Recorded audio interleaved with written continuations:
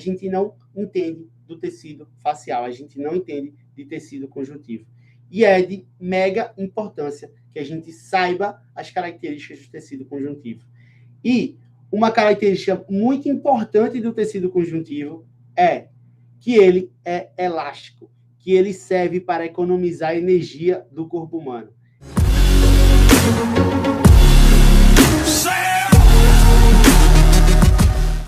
Antigamente, na verdade, a gente tinha, dentro dos nossos tratamentos, a gente tinha basicamente o sistema muscular, né? Os sistemas já conhecidos, o sistema muscular, o sistema neural, né? A gente colocava todos os sistemas articulares, a gente colocava todas essas estruturas dentro do nosso entendimento de uma lesão, de uma reabilitação.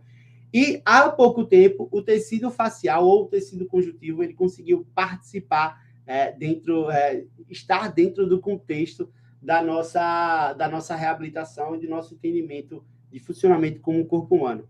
E aí, apesar de esse entendimento ser implementado ao longo das nossas sessões, do nosso dia a dia de reabilitação, pouca gente ainda sabe ou entende de tecido conjuntivo.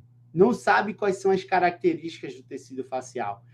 Hoje, na faculdade, na graduação, ainda se estuda muito a fisiologia do músculo, né? Muita gente, todo mundo sabe o que é actina, o que é miosina, os canais de cálcio, toda a ativação que é necessária para fazer um músculo funcionar, mas a gente não estuda e a gente não compreende as características do tecido conjuntivo.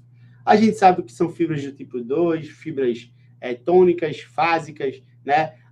Que umas têm mais sangue e outras têm mais... são fibras mais rápidas. Enfim, a gente tem todo esse entendimento, sabe todas essas características, mas a gente não entende do tecido facial, a gente não entende de tecido conjuntivo.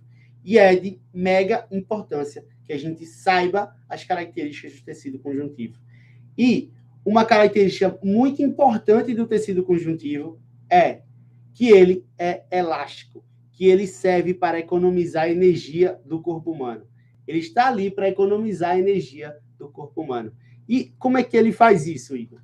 Toda vez que um corpo faz uma contração concêntrica, esse tecido ele é alongado. Então, o que é que eu quero dizer com isso? Imagina lá uma coluna, né?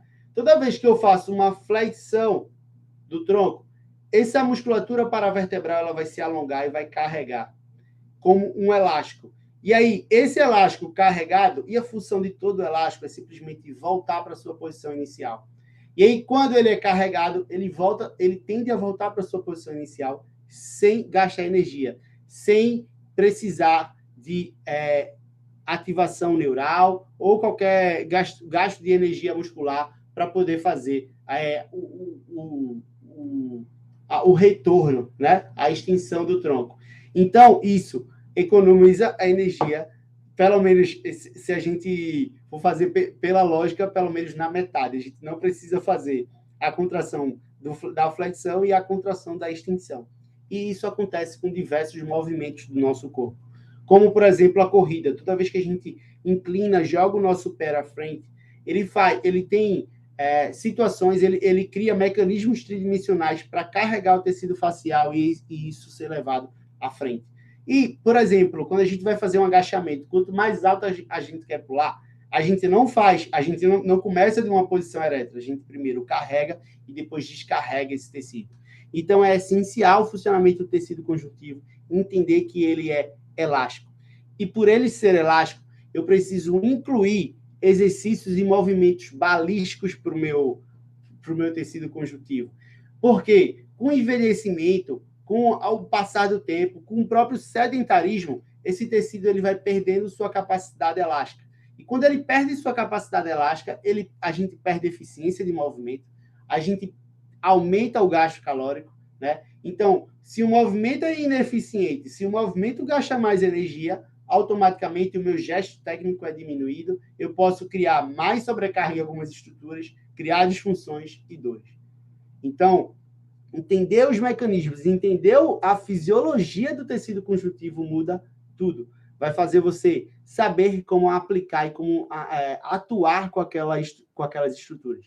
Então, muitas vezes, não é simplesmente... Imagina agora idosos, por exemplo, né? ou pessoas que estão saindo, voltando de uma lesão, que estavam com restrições de movimento, que não estavam movimentando aquelas estruturas. Imagina o quão densa está aquela região, né? Imagina o quão aquelas estruturas estão alinhadas, sem muita mobilidade ou sem muita elasticidade também. E aí a gente vai, para melhorar aquela estrutura, para dar movimento para aquele paciente, a gente acaba aplicando exercícios de força, o famoso 10 a 12, 3 séries de 10, né? E não coloca exercícios rápidos, exercícios balísticos, exercícios que ele possa estimular a capacidade elástica desse tecido. Os idosos, eles não perdem a capacidade de saltar, né, de realizar saltos, porque eles estão fracos. Muitas vezes tem idosos que têm muita força no membro inferior, mas ele perde a capacidade de saltar e de fazer movimentos balísticos, porque o tecido facial, o tecido conjuntivo dele não é mais elástico. Ele não consegue carregar e descarregar. Ele é ineficiente. Se ele é ineficiente, ele vai sobrecarregar outras estruturas. Por isso, a gente precisa colocar o nosso...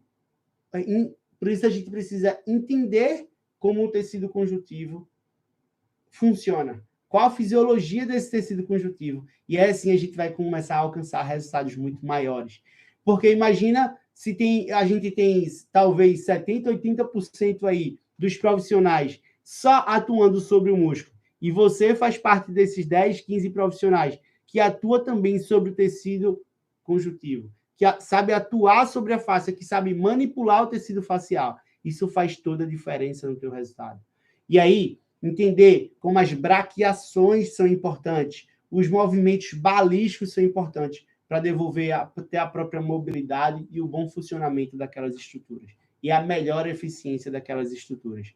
Então, é muito importante que a gente saiba e entenda como o tecido conjuntivo funciona e as capacidades elásticas dele. Não adianta a gente querer melhorar um salto de um paciente, melhorar uma explosão de um paciente só trabalhando força pura, né? Só trabalhando, e muitas vezes, exercícios de resistência. A gente precisa aplicar para aqueles alunos movimentos balísticos, movimentos rápidos, e principalmente em idosos, é o que eles precisam, né?